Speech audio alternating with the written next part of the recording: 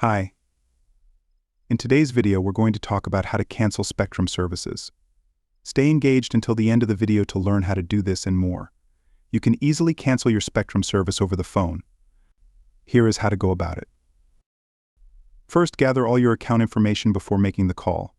Contact Spectrum customer service at 800-892-4357 or 833-267-6094. The phone numbers are in the description. When the representative picks up, they will try to change your mind about terminating the service.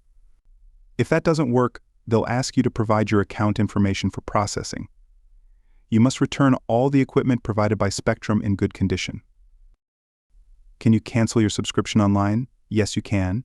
Sign into your account and send a message through the online chat feature. Ask to speak to a real agent who will walk you through the cancellation process. How do you return Spectrum equipment after cancellation? You can drop the items at a FedEx location or a UPS store. Most customers prefer dropping the equipment at a nearby Spectrum shop.